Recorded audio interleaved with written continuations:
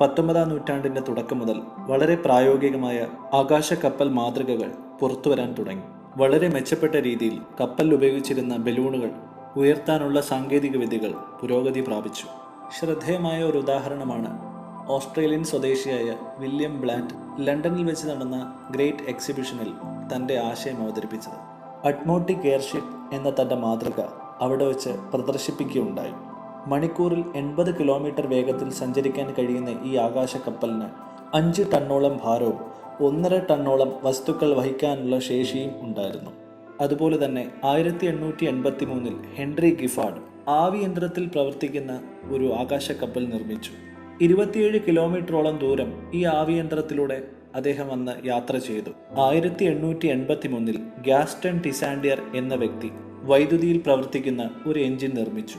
1-ാം ലോക മഹായുദ്ധ കാലത്ത് ഇറ്റാലിയൻ സേനയാണ് ആദ്യമായി യുദ്ധത്തിനായി ആകാശ കപ്പലുകൾ ഉപയോഗപ്പെടുത്തിയത്.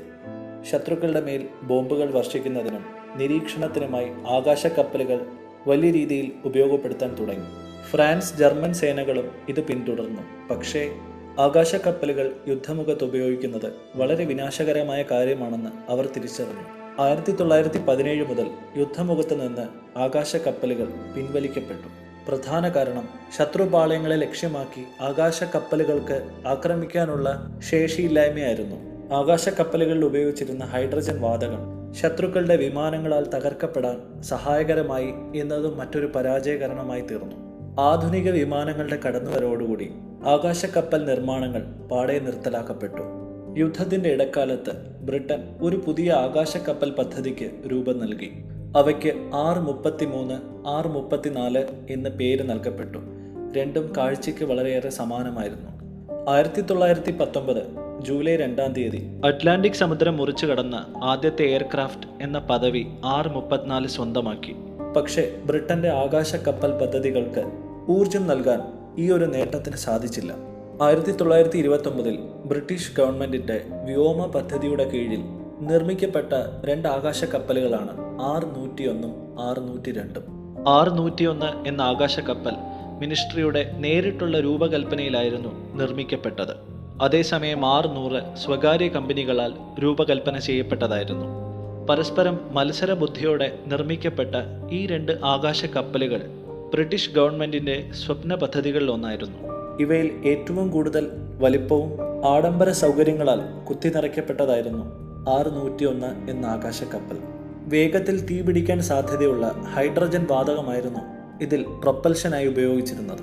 223 മീറ്റർ വീതിയുള്ള ഈ ആകാശ കപ്പൽ അന്നേ വരെ ലോകം കണ്ടതിൽ വെച്ച് ഏറ്റവും വലിയ നിർമ്മിതിയായിരുന്നു. നിരവധി പരീക്ഷണ പറക്കലുകൾക്ക് ശേഷം കന്നി യാത്രയിൽ തന്നെ R101 എന്ന എയർഷിപ്പ് തകർന്നു വീണു. എയർഷിപ്പിലുണ്ടായിരുന്ന 54 പേരിൽ 48 പേരും അവിടെ വെച്ച് തന്നെ മരണമടഞ്ഞു. ഈ സംഭവം ബ്രിട്ടന്റെ ആകാശ കപ്പൽ പദ്ധതികൾ എന്നേക്കുമായി അവസാനിപ്പിച്ചു. ആകാശ കപ്പലുകളുടെ ചരിത്രത്തിൽ ഏറ്റവും ജനശ്രദ്ധ ആകർഷിച്ച അപകടമായിരുന്നു ഹിൻഡൻബർഗിൽ വെച്ച് നടന്നത്. 97 യാത്രക്കാരുമായി യാത്ര തുടങ്ങിയ ഈ ആകാശ കപ്പൽ യാത്ര കാണാനെത്തിയ കാഴ്ചക്കാരടക്കം 35 പേർക്ക് ജീവഹാനി വരുത്തിവെച്ചു. പത്രമാധ്യമങ്ങളിലൂടെ തൽക്ഷണം റിപ്പോർട്ട് ചെയ്യപ്പെട്ട് വളരെയേറെ വാർത്താ പ്രാധാന്യം നേടിയ ഒരു സംഭവമായിരുന്നു ഇത്. R101 പതനം റേഡിയോയിലൂടെയും TV-യിലൂടെയും പ്രക്ഷേപണം ചെയ്യപ്പെട്ടു. നിരവധി ഊഹാപോഹങ്ങൾക്ക് വഴിയൊരുക്കിയ ഈ ഒരു സംഭവം ഒരു അട്ടിമറിയാകാം എന്ന ആരോപണവും ഉയർന്നു വന്നു. എന്നാൽ ശാസ്ത്രീയമായി കണ്ടെത്തിയത് കപ്പലിന്റെ പ്രഥമ ഇന്ധനമായ ഹൈഡ്രജനിൽ നിന്നാണ് തീപിടുത്തം ഉണ്ടായതെന്നും അത് കപ്പലിന്റെ ഫാബ്രിക് തുണികളിലേക്ക് പടർന്നു കയറി തീപിടുത്തമായി പരിണമിച്ചു എന്നതാണ് ഏറ്റവും കൂടുതൽ അടിസ്ഥാനം ലഭിച്ച നിഗമനം. ഹെർബർട്ട് മോറിസന്റെ തൊട്ടടുത്ത ദിവസത്തെ റേഡിയോ കവറേജ് ലോക ശ്രദ്ധ ആകർഷിച്ചു. കണ്ഠമിടറിക്കൊണ്ട് അദ്ദേഹം നടത്തിയ ദൃക്സാക്ഷി വിവരണം ലോകമെമ്പാടും വളരെയേറെ ജനശ്രദ്ധ നേടി. ഈ ഒരു ദുരന്തത്തിന് ലഭിച്ച ജനശ്രദ്ധ ജനങ്ങൾക്ക് ഇതിന്മേലുള്ള വിശ്വാസം പാടെ ഇല്ലാതാക്കി. തന്മൂലം ആകാശ കപ്പൽ യുഗത്തിന് പരിസമാപ്തി കുറിക്കപ്പെട്ടു.